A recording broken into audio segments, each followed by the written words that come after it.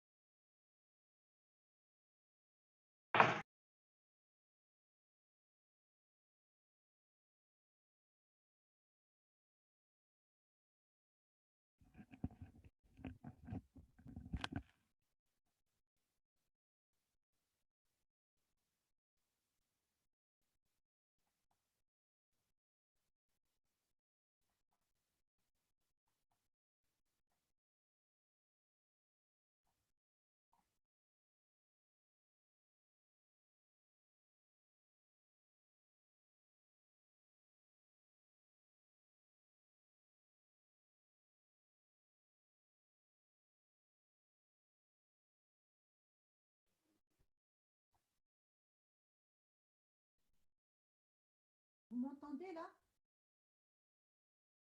Oui, professeur, on vous entend. Vous m'entendez là? Je peux commencer? Oui, vous pouvez commencer, professeur, on vous entend. Très bien, parfait. Bien. Donc, l'intitulé de ce cours, aujourd'hui, c'est la polyarthrite rhumatoïde. Donc, on va faire le tour d'horizon sur cette pathologie un petit peu particulière et fréquente parmi les rhumatismes inflammatoires chroniques. Donc, il s'agit de la polyarthrite rhumatoïde et on va voir pratiquement tous les volets de cette pathologie, du diagnostic au traitement.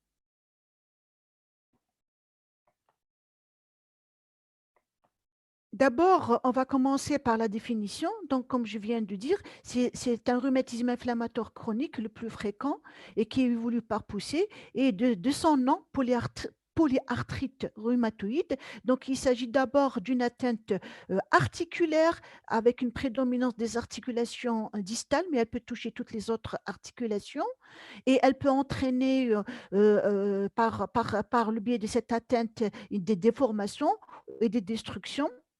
Et et ces destructions et des déformations donc, peuvent être par une atteinte histologique qui est la prolifération pseudotumorale du tissu synovial qu'on peut appeler, qu'on appelle communément un panus rhumatoïde.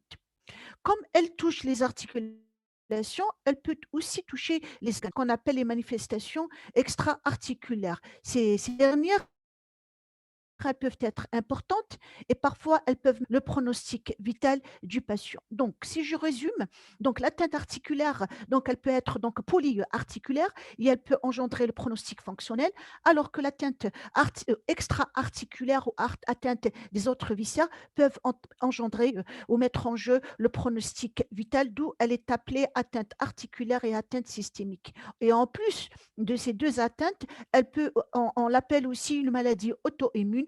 Pourquoi? On va voir tout à l'heure, parce qu'il y a la présence d'auto-anticorps comme le facteur rhumatoïde et les anti-CCP qu'on va voir tout à l'heure dans le volet biologie. Au plan épidémiologique, la prévalence elle est de 0,8% chez la population adulte en Europe du Nord et en Afrique. Et cette fréquence, elle est très élevée par rapport à celle-là, elle est très élevée dans les régions d'Afrique du Sud, où elle peut arriver jusqu'à 3,3%. Donc, pour le sexe, il y a une prédominance féminine, donc c'est surtout la femme qui est plus touchée dans 75% des cas, mais cette prédominance féminine tend à s'atténuer progressivement au-delà de 70 ans, où la femme est aussi bien touchée que l'homme, donc à fréquence égale. Pour l'âge, donc le sujet, donc elle peut toucher, donc on peut la voir chez sujet âgé, aussi bien l'enfant aussi, mais la moyenne d'âge, c'est surtout l'adulte, ou le pic, c'est surtout l'adulte jeune, c'est entre 35 et 55 ans. Alors, avant d'entamer le volet clinique, biologique et radiologique et traitement, il y a un certain prérequis à avoir. D'abord, il faut avoir une notion préliminaire sur l'anatomie de l'articulation.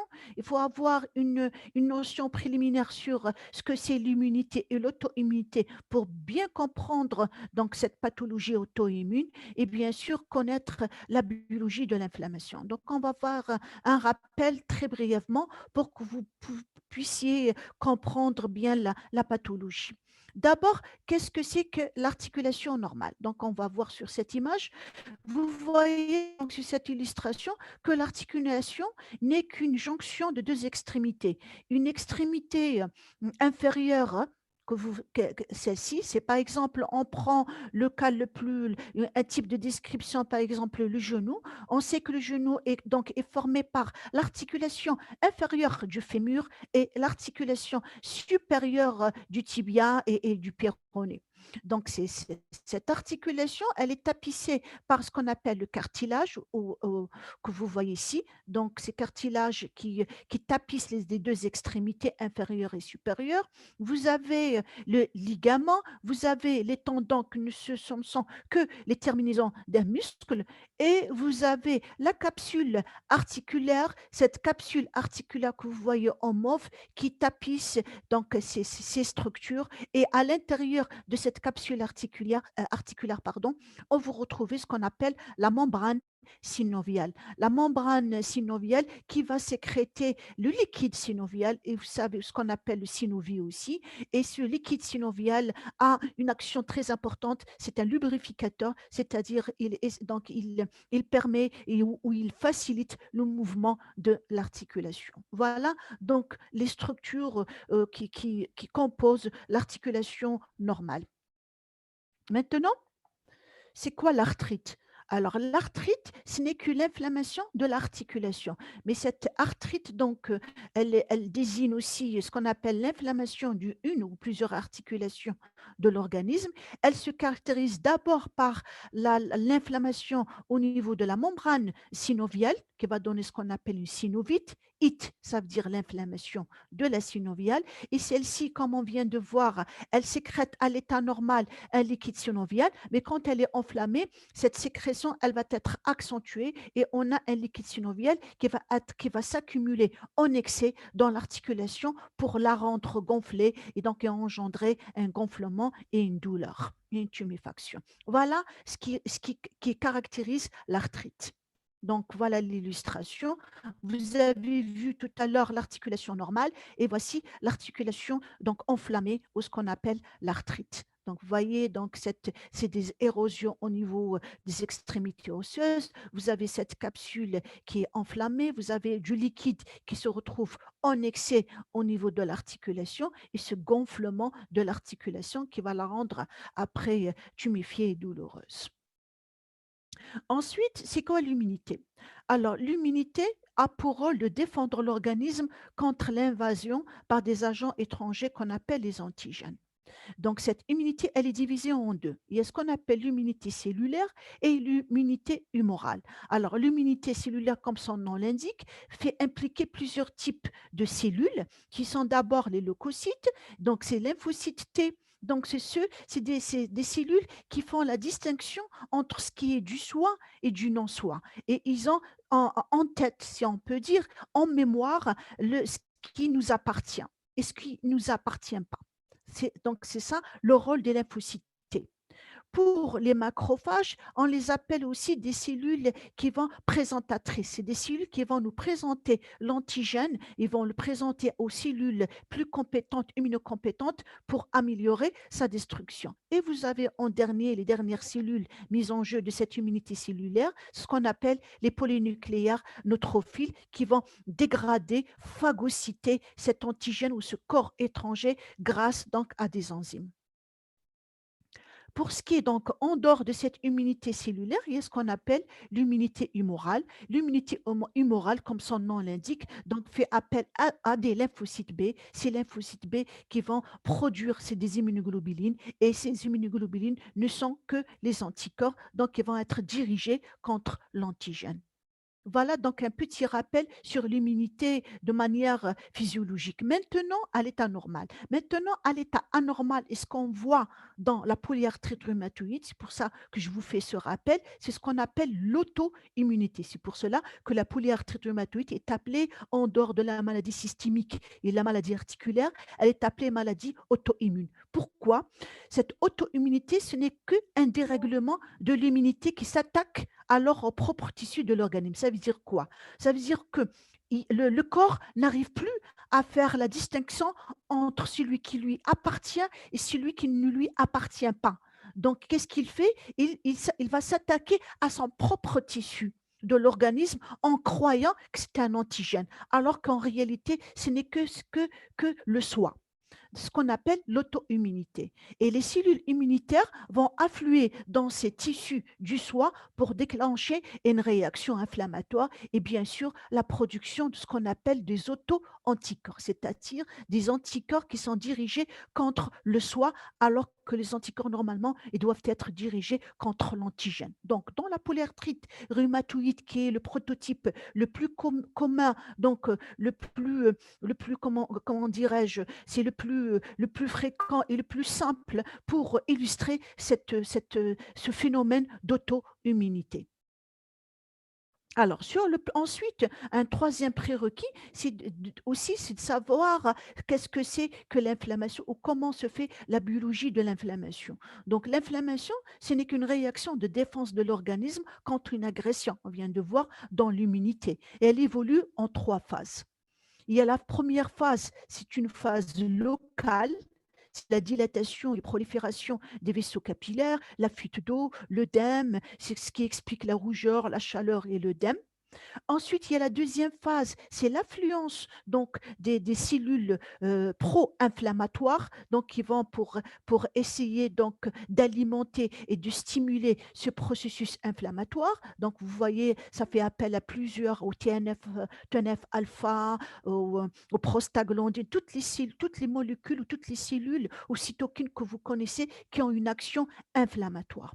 Et bien sûr, la troisième phase, c'est la phase de cicatrisation avec apparition de fibroblastes. Donc, je vous ai illustré ça en 3 étapes. Voyez donc, regardez, donc on prend l'exemple du genou. Donc, voyez ici à votre gauche, donc l'état normal de l'articulation avant qu'il y ait l'inflammation. Il y a une partie, donc vous voyez ici, comme je viens de vous montrer, le cartilage, la capsule, toutes les structures qui composent ou qui forment l'articulation. Et à l'état inflammatoire, vous voyez donc l'affluence de toutes les cellules donc pro-inflammatoires. Et à la fin, vous avez donc la phase de cicatrisation et de l'affluence des fibroblastes pour essayer de cicatriser donc cette inflammation à un stade d'état. Voilà, on a fini pour les prérequis. Maintenant, on va au vif du sujet. Quels sont les mécanismes physiopathologiques qui pourraient expliquer la polyarthrite rhumatoïde? Alors, il y a plusieurs facteurs qui sont incriminés. On peut incriminer des facteurs génétiques. Il y a dans la polyarthrite rhumatoïde la présence d'HLA, certains HLA tels que le HLA-DR1, le HLA, le DR4, etc. On peut incriminer des facteurs environnementaux comme dans toutes les connectivités, surtout l'infectieux, bactéries ou virus. On peut avoir des facteurs hormonaux, ce qui explique pourquoi la femme est plus, il y a une prédominance féminine avant l'âge de 70 ans. C'est ce facteur hormonal qui fait que la femme elle est plus touchée que l'homme avant l'âge de 70 ans. Et probablement on incrimine un rôle immunomodulateur de la prolactine. Il y a aussi le facteur stress, comme dans les cancers. Et bien sûr, il y a le facteur alimentaire, mais qui reste donc au stade d'hypothèse. Maintenant, on va voir la clinique. Alors, la clinique, dans la polyarthrite rhumatoïde, il y a 2 phases. Il y a ce on appelle la phase de début et ce qu'on appelle la phase d'état. Alors, le problème diagnostique se pose surtout à la phase de début où les déformations ou les atteintes ne sont pas assez claires et qui nous fait penser à d'autres choses. C'est pour ça qu'on insiste pour les étudiants de leur dire il faut bien connaître la pathologie pour essayer de faire le diagnostic au stade précoce avant qu'il y ait l'installation donc des déformations et de destruction. Donc, on n'a pas beaucoup de mérite, nous les médecins, nous les cliniciens, de faire le diagnostic à la phase d'état, car la phase d'état, elle est très facile. Ce qui est le plus difficile, le plus difficile, c'est de faire le diagnostic à la phase de début où il y a très peu de signes orientateurs vers la maladie. Voilà. Donc, le mot de début, il est variable et il touche surtout, donc je vous ai dit, à la femme d'âge mûr, c'est-à-dire âge adulte.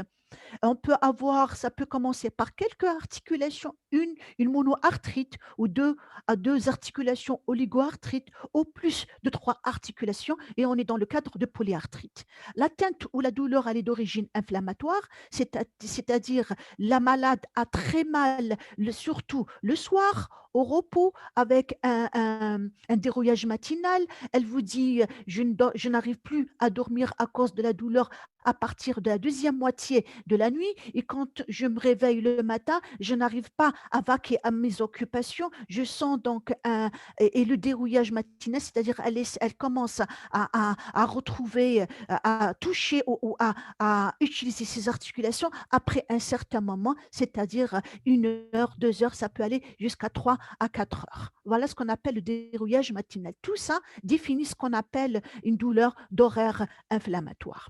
Et cette douleur qu'est-ce qu'elle touche? Elle touche surtout les articulations distales, à savoir les mains et les pieds. Alors, vous avez donc cette slide qui vous montre le mode de début avec les pourcentages. Vous voyez qu'elle peut débuter par une oligoarthrite distale, c'est-à-dire moins de 3 articulations, dans 70% des cas. Vous pouvez avoir une véritable polyarthrite aiguë avec de la fièvre dans 20% des cas. Vous pouvez avoir une atteinte qui prédomine au niveau des ceintures scapulaires, c'est-à-dire au niveau des épaules et des hanches dans 5% des cas. Vous pouvez avoir un rhumatisme intermittent, c'est-à-dire des atteintes articulaires qui partent et qui reviennent. On les appelle intermittents, c'est rare. Vous pouvez avoir une atteinte d'une seule articulation, ça peut arriver, mais c'est rare. Et comme vous pouvez avoir un début par une atteinte viscérale ou un signe extra-articulaire. Voilà. Donc, au plan clinique, Donc, on va détailler surtout, je vous ai dit, la phase de début, il y a très peu de signes orientateurs, mais c'est là où le médecin a intérêt à faire le diagnostic précoce avant qu'il y ait l'installation des déformations. Et maintenant, on va voir la clinique, on va détailler la clinique de la phase d'état où il y a beaucoup de signes qui sont très orientateurs de la pathologie. Donc, je vous ai dit que c'est un rhumatisme chronique qui évolue pendant des années. La tuméfaction et destruction des articulations et de règles. Elle touche les articulations périphériques, préférentiellement, je vous ai dit, distales, les mains, les pieds, de façon bilatérale et symétrique. Vous avez les deux mains, les deux pieds de manière bilatérale et symétrique. C'est ça la caractéristique de la polyarthrite rhumatoïde. Elle est exceptionnellement et rarement asymétrique. Par définition, elle est bilatérale et symétrique. Quand un membre est touché, l'autre est touché de la même manière. Voilà ce que ça veut dire bilatéral et symétrique. La douleur et la raideur articulaire d'horaire inflammatoire, je l'ai expliqué tout à l'heure, elle est plus importante en fin de nuit et surtout le matin au réveil. Elle vous dit, j'arrive pas à utiliser mes mains, je sens que mes mains donc sont verrouillées et elle va durer plus d'1 heure pour qu'elle se déverrouille, ce qu'on appelle le dérouillage matinal, très caractéristique de la polyarthrite rhumatoïde. Voilà, maintenant, on va attaquer aux déformations que vous avez l'habitude de voir et qui sont très pathognomoniques, très orientateurs de la maladie. Alors, d'abord, au niveau des mains. Je vais vous montrer les images, je vais vous expliquer au fur et à mesure. Alors voilà les déformations des mains très caractéristiques de la polyarthrite rhumatoïde. Donc quand vous voyez une main comme ça, elle est à 200% une main d'une polyarthrite rhumatoïde. Alors qu'est-ce que c'est comme on va énumérer les déformations? Vous avez d'abord ce qu'on appelle une amyotrophie des interosseux. Ça, c'est les muscles interosseux que vous voyez ici. Quand ils sont amyotrophiques, ça veut dire vous avez une visibilité, regardez, des espaces interosseux. C'est ce qu'on appelle une amyotrophie, très caractéristique de la polyarthrite rhumatoïde. Vous avez des tuméfactions des MCP, regardez. Vous avez des tuméfactions des IPP. Mais par contre, les IPD sont respectés dans la polyarthrite rhumatoïde. Les IPD ne sont jamais touchés dans la polyarthrite rhumatoïde. Tuméfaction des EPP, tuméfaction des MCP, vous avez une amyotrophie des muscles interosseux et vous avez une tuméfaction de la styloïde radiale qui vous donne la classique, un empattement qui vous donne cette classique touche de piano. C'est comme si vous êtes en train de toucher donc une touche de piano. Voilà. Ensuite, voilà, donc vous voyez, c'est surtout ici qui est très caractéristique. D'autres déformations, là, vous voyez aussi la même chose, amyotrophie des interosseux. Regardez les espaces, vous avez cette dépression qui vous montre qu'il y a une amyotrophie très caractéristique et vous avez une tuméfaction donc des MCP, tuméfaction des EPP. C'est très caractéristique de la polyarthrite rhumatoïde. Maintenant, on va aller aux déformations aussi, déformations qui sont pratiquement pathognomoniques de la polyarthrite rhumatoïde que vous devez savoir. Et quand vous rencontrez des mains comme ça, sachez que c'est une polyarthrite rhumatoïde. Alors, qu'est-ce que c'est? Vous avez cette déformation classique qu'on appelle une déformation. C'est une déformation en... Celle-là, c'est en boutonnière, pardon. Celle-là, en maillet. Et celle-là, c'est en col de cygne. En col de cygne, le col de l'oiseau, le cygne. Ça, c'est la boutonnière. Et celle-là, c'est une déformation emmaillée. Voilà. Ensuite, vous avez ici la déformation qui est une déviation en coup de vent cubital. Voilà, une déformation en coup de vent cubital, c'est la main qui est donc qui est dans le sens cubital. Voilà, qui est déviée, pardon, dans le sens cubital. Voilà des déformations pathognomoniques de la polyarthrite rhumatoïde. Et là, c'est juste pour vous montrer donc d'une manière générale, donc un doigt forme normale, un doigt qui est déformé pardon, en, emmaillé, celui-là en boutonnière, comme je vous ai montré tout à l'heure, et celui-là qui ressemble au col du cygne. Donc, je répète, doigt normal, doigt emmaillé, doigt en col de cygne et doigt en boutonnière. Voilà donc schématiquement ce qu'on vient de voir comme déformation au niveau des doigts. Voilà, très pathognomonique. C'est pour cela que j'attache une grande importance à ces déformations. Ensuite, vous avez le pouce. Le pouce, on va le voir ensemble dans une autre plaque. Voilà, vous avez une déformation de ce pouce. Cette déformation en Z, ce qu'on appelle le pouce en Z, donc qui dessine un Z, la lettre Z, et vous avez un pouce qui est déformé en 3 niveaux, ce qu'on appelle le pouce adductus. Voilà. Donc, les déformations qu'on a l'habitude de voir. Ça, c'est au niveau des mains. Ensuite, je vous ai dit la prédominance et l'aspect classique de la teinte ou des déformations, c'est surtout au niveau des mains, mais aussi au niveau des pieds et des orteils. À moindre degré, mais c'est quand même très caractéristique. Alors, pardon, je continue. Donc, au niveau du pied, vous avez là donc un affaissement de l'arche du pied avec donc des luxations au niveau des orteils. Voilà, donc en dehors donc, de l'atteinte des mains et des pieds, vous avez une atteinte du rachis pour vous dire que toutes les articulations peuvent être touchées en dehors du rachis dorso-lombaire qui n'est pas touché. Alors, vous avez l'atteinte du rachis cervical qui donne un diastasis atloïdo-axoidien. Vous avez aussi des manifestations extra-articulaires telles que les nodules rhumatoïdes qui sont très caractéristiques. Je vais vous montrer. Voilà, regardez les nodules rhumatoïdes, c'est des nodosités qui sont sur les faces d'extension du coude, de la main, de la jambe. Voilà, donc cet aspect-là, donc c'est des nodules. Quand vous touchez, c'est vraiment des nodosités, ce qu'on appelle une nodule rhumatoïde, en plus des déformations articulaires. Pour ce qui est des autres manifestations extra-articulaires, vous pouvez avoir un syndrome sec, c'est-à-dire une sécheresse oculaire et de la bouche, c'est-à-dire le malade vous dit que j'ai pas assez de larmes ou je ne pleure pas ou j'ai pas du tout de larmes, et au niveau de la bouche, il vous dit que j'ai toujours une bouche sèche, c'est-à-dire il y a un tarissement des glandes salivaires. Voilà ce que c'est que le syndrome sec. Et vous pouvez avoir l'atteinte de tous les autres organes, tels qu'une atteinte pleuropulmonaire, une atteinte cardiaque, une atteinte rénale et aussi une vascularite rhumatoïde. On va voir un aspect, voilà. Voilà l'aspect nécrotique et l'aspect d'une vascularite qu'on voit au niveau des 2 plantes des pieds. Voilà. Là aussi, vasculaire ou une vascularite qu'on voit au cours de la polyarthrite rhumatoïde. Voilà, donc j'ai pratiquement le tour d'horizon de l'atteinte articulaire et de l'atteinte extra-articulaire. Et vous avez la liste des principales manifestations qui résument les principales manifestations extra-articulaires de la polyarthrite rhumatoïde. Et vous avez donc cette slide qui est très explicite. Bien.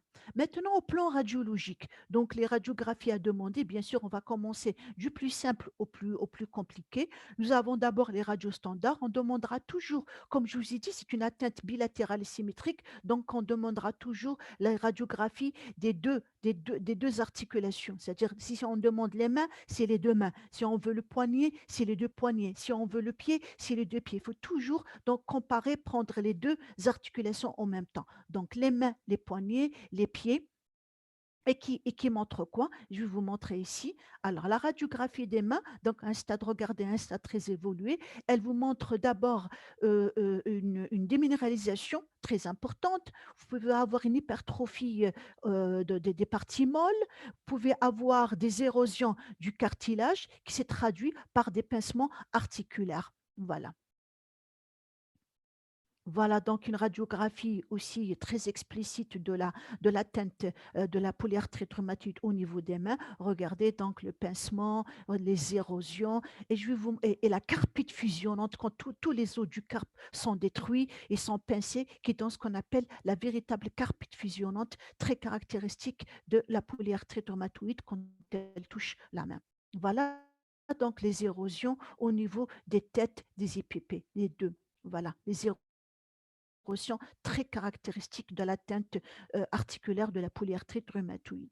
Voilà aussi au niveau des mains, idem au niveau des pieds, la même chose, et pour les hanches aussi. Et la caractéristique de l'atteinte articulaire de la polyarthrite rhumatoïde, c'est quand elle touche les hanches et le rachis cervical, c'est le pronostic qui est mis en jeu. Le pronostic fonctionnel est mis en jeu quand il y a une atteinte des 2 hanches et le pronostic vital est mis en jeu quand il y a l'atteinte de l'atteinte athéloïdo-axoïdienne. Voilà, donc ces deux articulations, il faut bien les mettre dans la tête que quand elles touchent l'atteinte du rachis cervical, c'est le pronostic vital qui est mis en jeu, et quand elles touchent les articulations des deux hanches, c'est le pronostic fonctionnel qui est mis en jeu. Donc il faut faire très attention, c'est-à-dire il faut essayer de faire un diagnostic le plus précoce possible pour essayer d'éviter donc l'atteinte de ces deux articulations. Voilà, le genou aussi peut être atteint. Et sur le plan, ça c'est pour les radios standards. Maintenant, on peut s'aider d'autres imageries telles que l'échographie. L'échographie qui a fait écouler beaucoup d'encre ces dernières années. Donc, ça, c'est aide de diagnostic et aussi pour le suivi. Et vous voyez, surtout quand l'atteinte articulaire est très inflammatoire et surtout lorsque l'échographe est dédié de Doppler qui vous montre donc cette articulation avec un Doppler au niveau de la MCP. Voilà. Donc, sur le plan biologique. Alors, sur le plan biologique, nous avons un syndrome inflammatoire biologique, bien sûr, puisqu'il y a de l'inflammation, c'est-à-dire une hyperleucocytose, une anémie inflammatoire, une augmentation de l'AVS, de la CRP et tout le profil inflammatoire qu'on peut voir à l'électrophorase des protéines. Ensuite, puisqu'on avait dit tout à l'heure que c'est une pathologie auto-immune, ça veut dire qu'il y a quand même une production d'anticorps ou d'auto-anticorps, et nous avons d'abord les facteurs hématoïdes c'est des IgM, anti-IgG, et nous avons les anti-CCP qui sont très spécifiques dans plus de 99% des cas quand les anti-CCP sont positifs et sont pathognomoniques de la polyarthrite rhumatoïde. Mais tout en sachant bien sûr que la séronégativité de ces facteurs ne veut pas dire que ce n'est pas une polyarthrite rhumatoïde, parce qu'on peut avoir des polyarthrites rhumatoïdes à sérologie positive comme on peut avoir une polyarthrite rhumatoïde à sérologie négative. Mais quand ils sont là, c'est très pathognomonique de la pathologie. Surtout, je parle des anti-CCP. La ponction articulaire aussi, elle peut être d'une très grande aide. Je vous ai dit tout à l'heure que la membrane synoviale va sécréter en excès de la synoviale pour donner un épanchement articulaire. Et quand on ponctionne, on va voir que l'aspect du liquide est un aspect inflammatoire. Voilà. Maintenant, comment on fait le diagnostic? Donc, les savants ont essayé d'établir des critères qui vont nous aider pour parler le même langage. Donc, ces critères, ce qu'on appelle critères de classification, que nous utilisons comme des critères de diagnostic. Et si on est en face d'une polyarthrite à la phase d'état, donc on peut utiliser les critères de Lara 1987. Et si on est dans une polyarthrite qui est récente ou une polyarthrite débutante, on peut utiliser les critères de 2010 de la CR-Lelar. Donc, ces critères, par exemple, donc ils sont en anglais. Ces critères, donc, mais je n'ai pas mis la traduction française, c'est la version originale en anglais. Donc, vous voyez ces critères-là, je vous donne un exemple. Il faut faire une sommation de tous ces critères. Et si vous trouvez un nombre supérieur ou égal à 6, vous êtes en face. Vous pouvez dire qu'il s'agit d'une polyarthrite rhumatoïde. Je vous donne un exemple. Si vous avez une grosse articulation qui est touchée, ou vous avez une seule articulation qui est touchée, vous scorez à 0. Si vous avez 2 à 10 articulations, grandes articulations touchées, vous scorez à 1. Si vous avez 1 à 3 petites articulations, vous scorez à 2. Si vous avez entre 4 et 10 petites articulations, vous scorez à 3. Si vous avez plus de 10 articulations, qu'elles sont au moins une petite, vous scorez à 5. Ça sur le plan clinique. Sur le plan biologique, si vous avez les facteurs hématoïdes sont négatifs et les ACPA négatifs, ou les ACPA, pardon, les anti-CCP, les ACPA c'est en anglais, les anti-CCP sont négatifs, vous scorez à 0. Si vous avez les facteurs hématoïdes qui sont faiblement ou élevés, donc, ou bien les ACPA qui sont élevés, donc vous scorez à 2. Et si vous avez le rhumatisme, les facteurs hématoïdes sont hautement hautement, hautement élevé sur le plan sérologique ou hautement élevé pour les anti-CCP, vous scorez à 3, ainsi de suite. Si l'évolution, elle a duré moins de 6 semaines ou plus de 6 semaines, vous scorez entre soit à 0, soit à 1. Pour la CR, idem pour la CRP, à la fin, vous mettez un total. Et si votre total est supérieur ou égal à 6, vous dites, je suis en face d'une polyarthrite rhumatoïde. Et celui qui est en Angleterre, il va dire la même chose. Et celui qui est en France, il va dire la même chose. Donc, l'intérêt donc, de l'établissement de ce critère, que pour tout c'est pour que tout le monde parle le même langage et utilise les mêmes critères. Voilà. Et donc, c'est très facile pour nous. Bien, donc on est en face d'une polyarthrite rhumatoïde. Maintenant, avant d'entamer le traitement, il faut que je fasse une évaluation de cette maladie. Elle est à quel niveau d'activité? Donc cette évaluation par rapport à l'activité, pour que je puisse choisir quel ou quel traitement je dois donner. Donc il y a ce qu'on appelle aussi des critères d'évaluation qu'on appelle le DAS 28. Pourquoi le 28? Parce qu'il y a 28 articulations qu'on doit calculer. Voilà.